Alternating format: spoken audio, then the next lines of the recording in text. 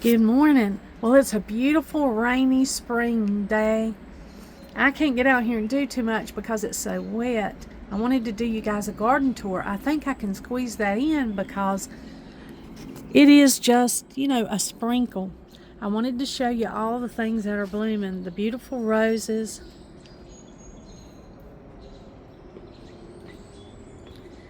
The dianthus that's still in this little pot. That is just a beautiful dianthus this year. I guess it's because the sun hadn't shone down too bright to cook that, but that thing is just really, really busted out in color. And of course the rose bush is busted out. These are climbing roses that's been here for many years.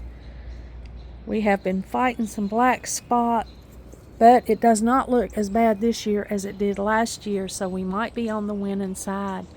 Now there are plenty of buds up there. You can see those rose buds. Those will be all busted out before we know it, and this rose bush will be beautiful. We have fought to save these from black spot because we've had them for so long. They've been here for so long. And because they're just so beautiful, we don't want to let them go. They look good against the color of the house.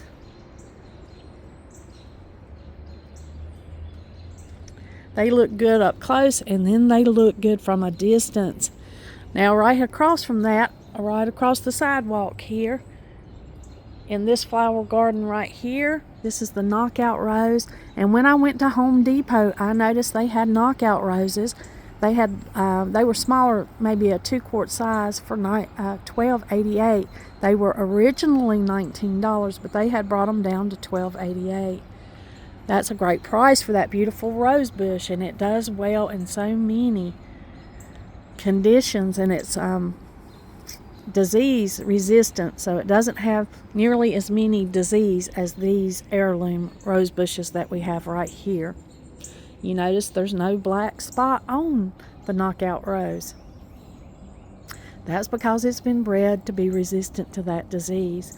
Right here are some beautiful white irises that go along. If you know, I've probably told you in the past that I strove to have a red, white, and blue garden at one time. That's why I had all the bluebells right here. But you can see the bluebells. It's the end of their blooming season. They have already came and bloomed and gone.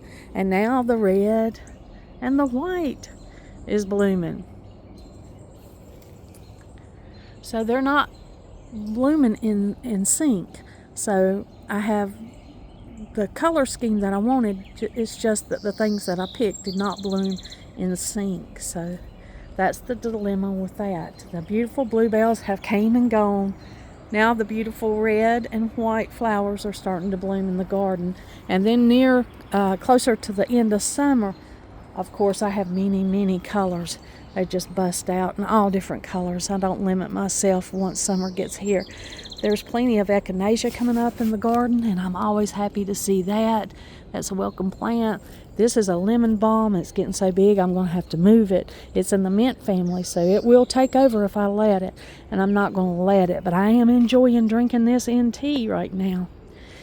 Here's more echinacea. There's rudbeckia in here.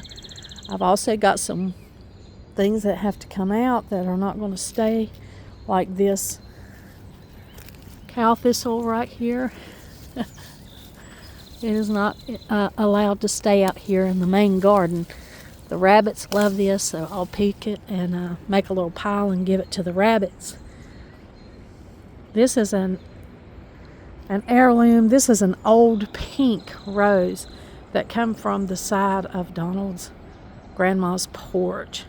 So this old pink rose, when it busts out and blooms, it's coming out a little bit dark, but when it blooms, it'll be almost like a blush colored. It will not be a dark pink rose. The bud starts out much darker, but when it does come out, this rose right here will be beautiful, and this will be the first time it has bloomed since we cut it back, and we were hoping that we did not do so much damage to it that it wouldn't come back, but it looks like it has plenty of blooms, and I look forward to that blooming so I can share it with you.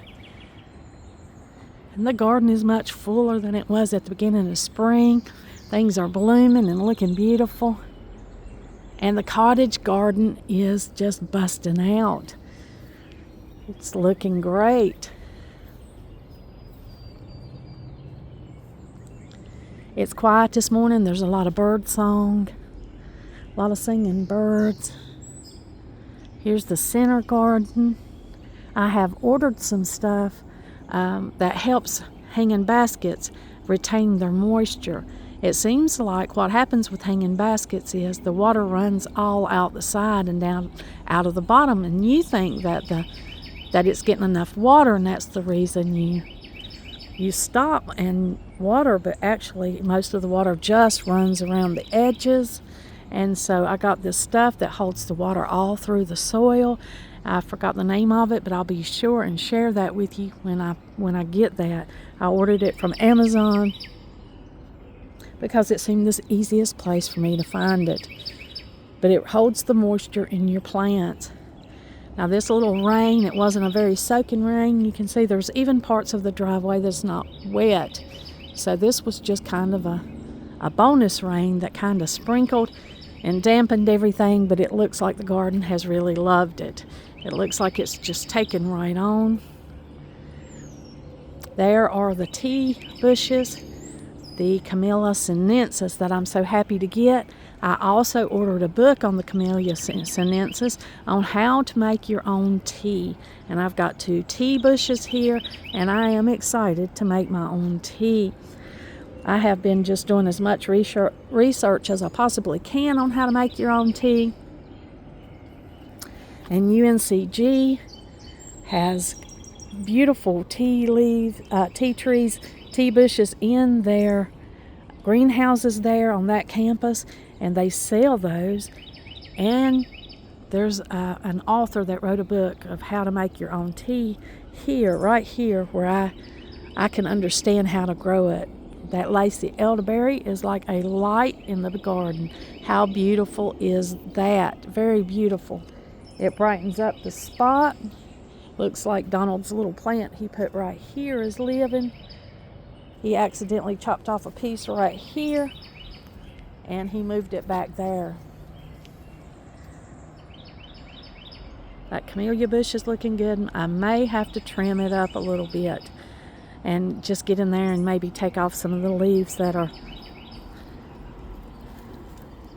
not in good shape. You know, the brown leaves.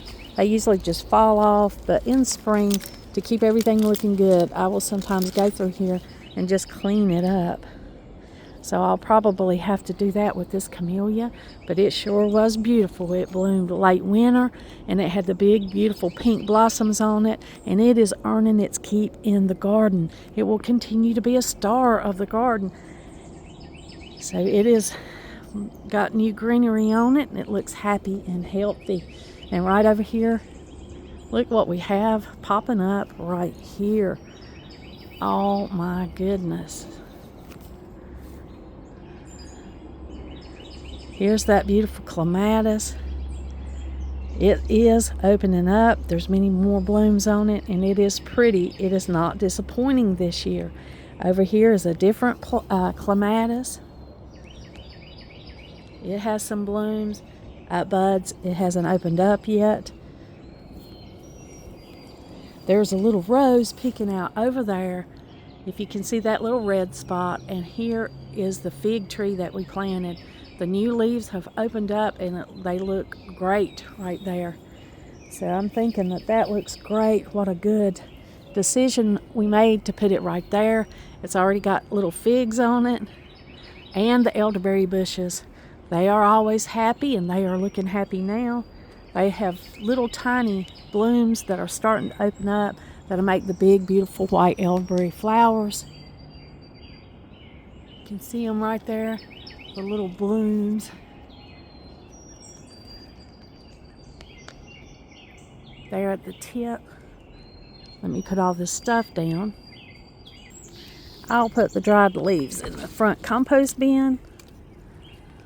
And I'll save these and take them back to the rabbits because they really do love them. And I'll take a minute here and point out the new little flowers on the elderberry, which if you don't look for them, you'll miss them. Look at them. These will be beautiful big white clusters of flowers that you can make wonderful cordials and different things out of the elderberry flowers. A delicacy, a real treat. But of course, I let mine go ahead and make and turn into berries. I try not to use too many flowers because I'm anticipating the berries. And I make elderberry syrup out of that. We drink that every year. And I like to get enough off of the elderberry bushes that we have so that we can use that all year. Now I've got some babies coming off. These elderberries, they spread by root. And we've got quite a bit of little babies for friends. Over here's some more. We wouldn't want that many to grow up here in the garden. And then we have that beautiful snowball bush. Now here is the heirloom rose bush. You can see one rose coming, but this is the shaded side of the house, so we're not going to have as many roses here on this side because we don't have the sunshine that we have on the other side. Here's those those snowballs, that original snowball bush. My husband loves it. His cousin gave him this one year, and he planted it here, and it's doing beautiful. It is really pretty. A beautiful accent in our garden. So we're enjoying that. I've taken several cuttings, and I have several of these little bushes to put in the backyard. That azalea is still blooming, and it's white, and it looks really good against the blue of the house. We are going to have to touch up our house. We had it professionally painted for the first time. We generally paint it ourselves. And since we've had it professionally painted, we've got some areas that we're going to have to touch up. But that azalea looks beautiful. We at one time had azaleas all across here, but I think little walnut trees started coming up right here, and it caused our azaleas to die. So we only have this one that made it, and we are going to maybe plant more white ones. The white ones bring such light to a dark area. I'm under a little redbud bush. Look at that beautiful heart-shaped leaves on the redbud bush. This one came up on its own.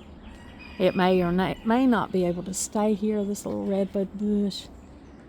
It's right here. But it's hanging over beautifully, and I am enjoying that beauty in the garden this morning.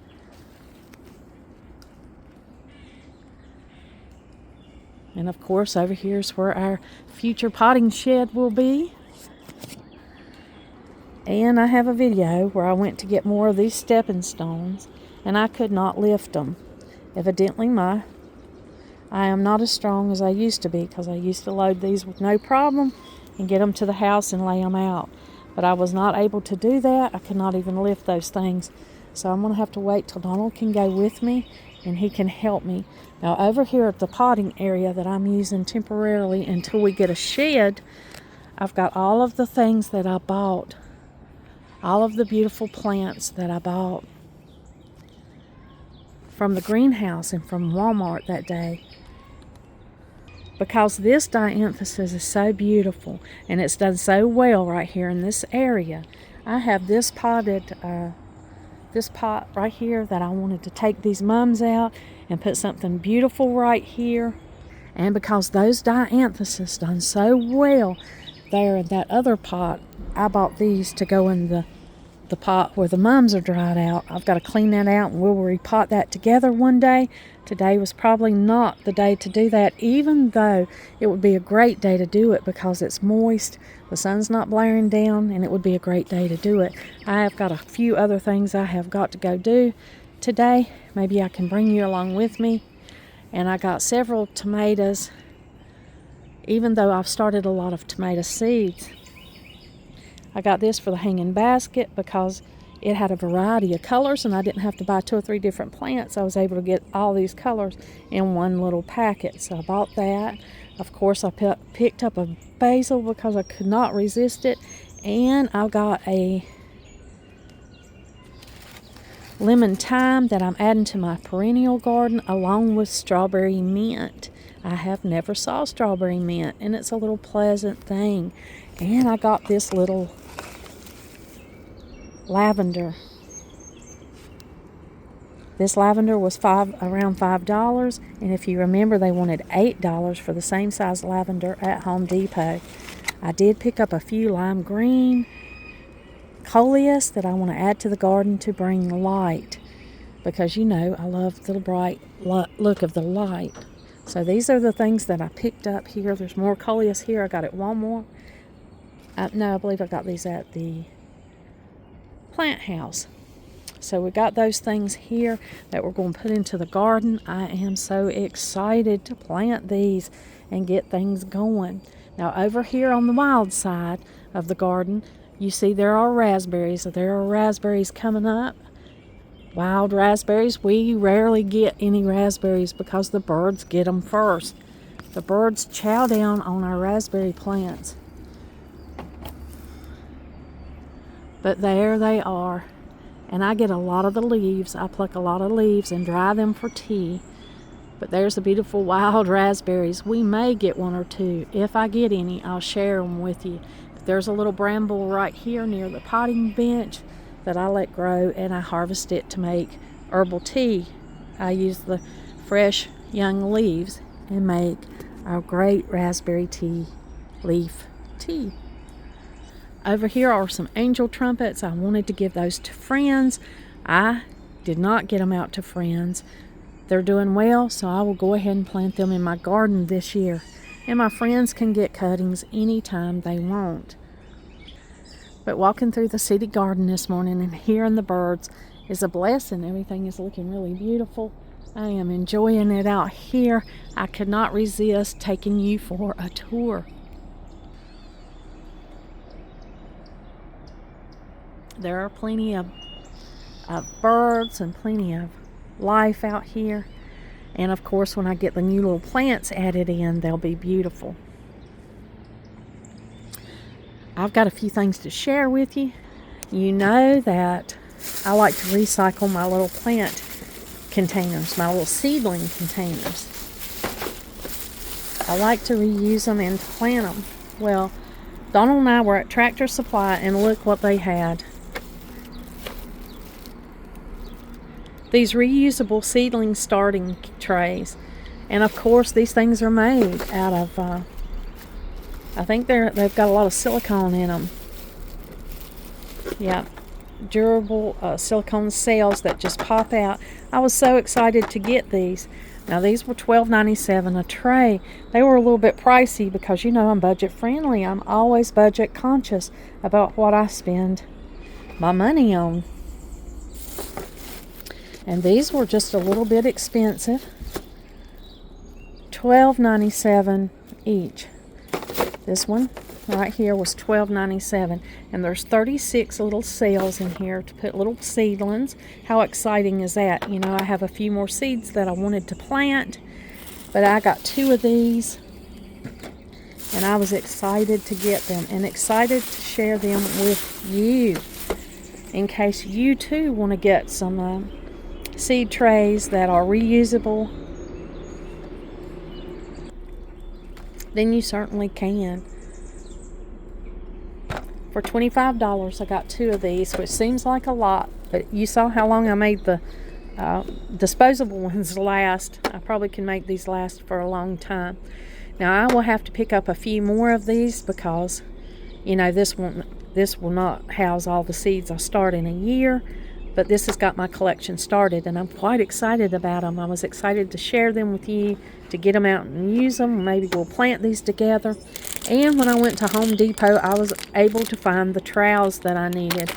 They had some there. I think they were called Anvil, and they did not fit the bill for me because I've had those before. They were thinner metal on the end, and then the little point where they're welded together broke off. These look like good stainless steel ones. These are husky. And these were from Home Depot, and I picked up that because I needed a new one of these, a new trowel, hand trowel. And then I picked up this little thing because I'm forever transplanting and cutting roots. And I thought, wow, this is the perfect thing. It'll tell you the depth in inches up to 4 inches for planting. It's also got serrated edges for cutting roots. And so I picked this up. And it's, I'm not exactly sure the price of this, but it's a Husky brand too. And I know it wasn't too exorbitant. So that I could have this out here when I'm working in the garden and I'm transplanting some things over.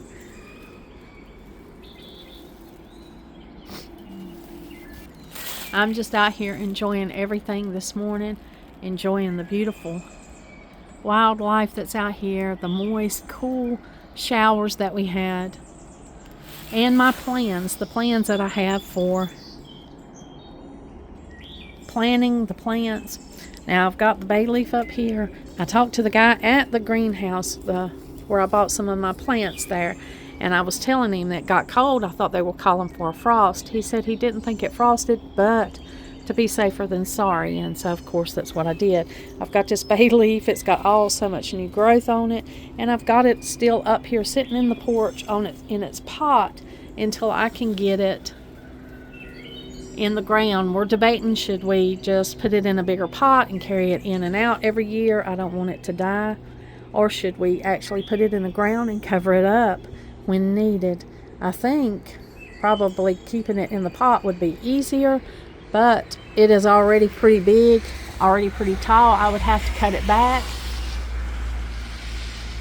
So I'm not sure yet how I'm going to plant this, so it's okay that it stays up on the porch until I decide what we're going to do.